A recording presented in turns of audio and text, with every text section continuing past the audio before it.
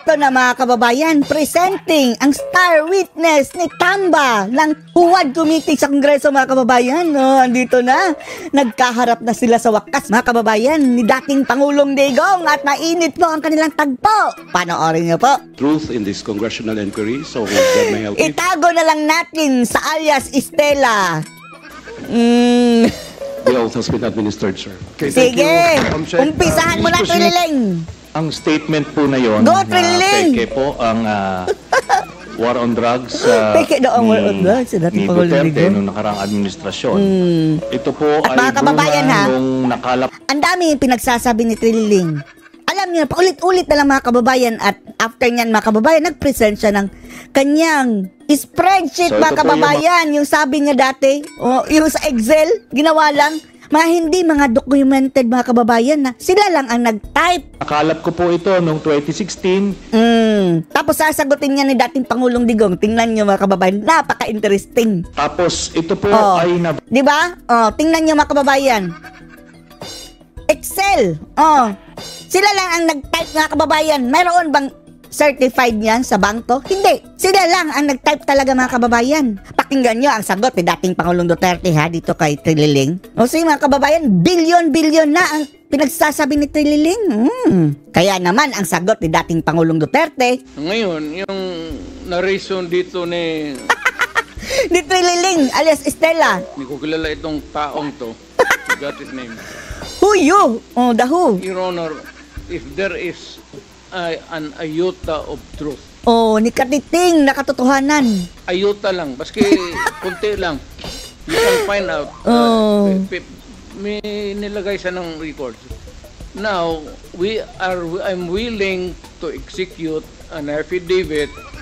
Yan talaga. Kayo na lang.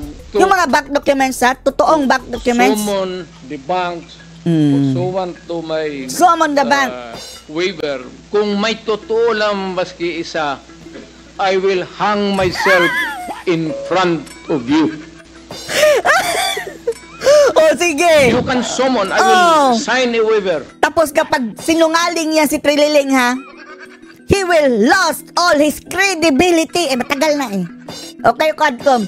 Sipain niya si Trililing sa pagpapatunayan yung peke yung dokumento niya. All banks. All banks. Yung BPI? World Bank ng Amerika. Pati World Bank. Kung may isang totoo lang, Central kiting, Bank.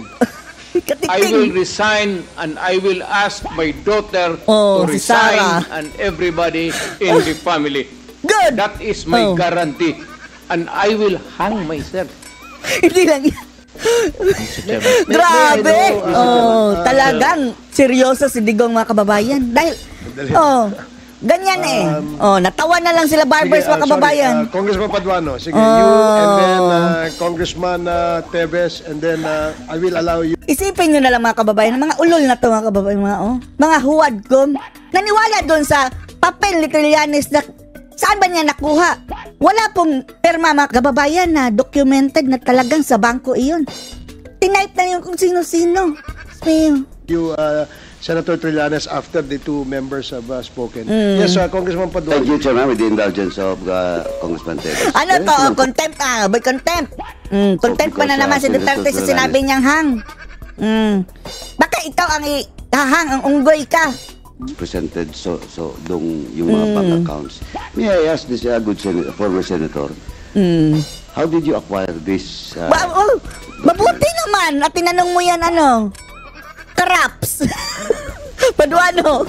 Nung campaign po nung 2016, meron pong nag-abot sa aming opisina. So kung inabutan ka pala namin ng ibang dokumento, maniniwala ka.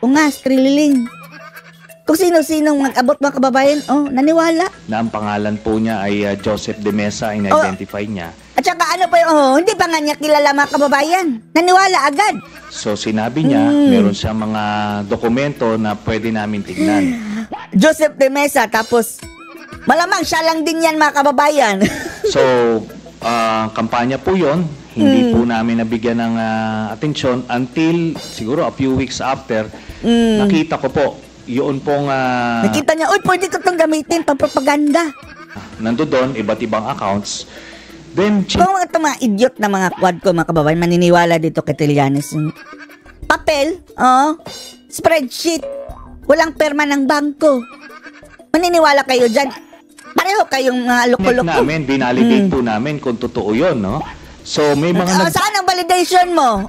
Bakit hindi mo yun ilabas mo, validation? deposito po na doon sa iba't ibang accounts ni Kumuha ka ng Duterte. validation. Tapos, Angla. totoo nga, legitimate po. Then, nung kampanya, Nasaan? nilabas ko po ito at inamin mismo ni Duterte. Inamin!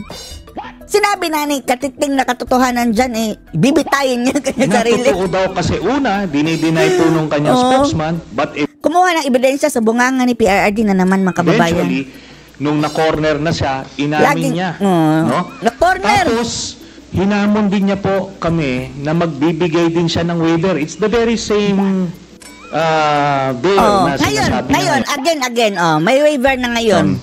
o bluff na sinasabi niya. At Yung pare, mga kababayan, na 15 years na naging addict. Andun, katabi ni Sabah. ako po ay nagpakita dun sa BPI branch na yon sa Julia Vargas, pero siya po hindi sumipot. Ang sumipot Sino ka ba para siputin? Nasa Davao yan Napadala na abogado, special sa power of kanya, attorney. itong si Panelo. Ngayon si Panelo, wala pong dalang waiver. Certification, certified nilabas ng niya, bangko. special power of attorney na may specific conditions. Ngayon po, natapos na lahat yung Ngayon, kampanya mayroong waiver bago. niya, presidente na siya, ni ay ni oy, wala na po nangyari doon. Ni Hay, ni Hoy. Kaya ito po, inadmit niya na yung mga dokumento na yan. Kailan inabnit? Tapos, ibig bang sabihin, authenticated na? Pinasakay ka lang? Wala natin kung nag-admit nga ba. Pagdating sa korte, hindi yan papasa yung sinabi mo, Trililing. Inadmit niya na yan, no? And let me just comment a bit, Mr. Chairman. Wag na. Ano sagot ni PRRD? And the former president has a while ago has a commitment Biglang bumait si Karaps, mga kababayan. Akala ba namin matapang ka? to Unggoy. right with regards to all the bank accounts that was mentioned by as a former Senator Trillanes. Now, Mr. Chairman, pwede naman parallel yan. Mr. At Chairman. the same time, yung waiver, if the former president will sign a waiver with regards to all those bank accounts. Thank you, Mr. Chairman. Ang bait ni Karaps, mga kababayan, sign it, Paduano. The document tomorrow. Bukas And I will sa hand it, bukas. kasi magagawin pa ng abogado. But I said, if there is an iota of totoo yung sinasabi, I will hang myself in your presence. I will invite Isa you ba, all to be a witness. Sabi ni Saba, ang you, maganda yan. Mr. Chairman. Congressman Paduano, si Congressman Bong Teves. Ay, Diyos And then mio. I will allow former Senator Trillanes after Congressman Bong Teves. Kapag mapatunayang nagsisinungaling si Trillanes ang bibitayin natin, ha? As now, Mr. President, Sino naniniwala ba pa rin po ba kayo matabang ito? na si former Senator De Lima ay queen of all drugs lords? Drugs lords! Sir, I go by what is the reality of the day. Pag sinabi Nakalusot dahil, salamat BBM. ng korte, inosente si Dilema, inosente si Dilema. Inosente na siya sa korte, pero Wala tayong hindi talaga absolute na innocence na mga kababayanan. Pwede na nalusutan lang, legal. Gawa dyan. Kung magsabi ang korte guilty si Duterte, wala rin kayong magawa dyan. That's a Si Saba, si Saba, tingnan niya Saba.